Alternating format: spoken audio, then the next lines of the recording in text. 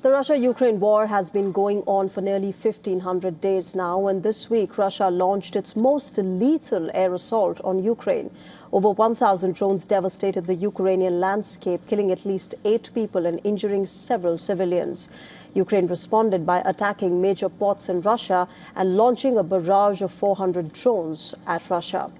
Even as the war, which is one of the longest ever in modern times, continues, the U.S., who provides military intel and aid to Ukraine, is now repeatedly reconsidering its priorities.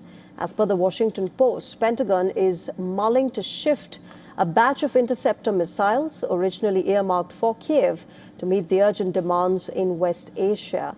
The reconsideration reflects the growing strain on American military resources as it tries to sustain 2 high-intensity war theaters all at once. At the center of this recalibration are advanced air defense interceptor missiles, which are used in systems such as Patriot and terminal high-altitude area defense. These were initially allocated to Ukraine under the prioritized Ukraine requirements list, which is a NATO-backed initiative through which European allies finance US-made weapons for Kiev. However, the NATO chief maintains that Ukraine continues to receive vital equipment under the prioritized Ukraine requirements list.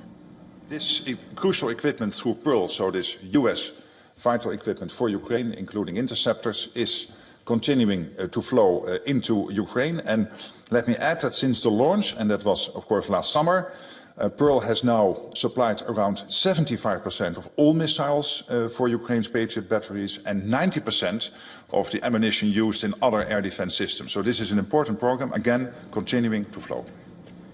President Zelensky also mentioned that Gulf nations, including the U.S., reached out to him. Trump and Gulf leaders want protection against the Iranian strikes in West Asia.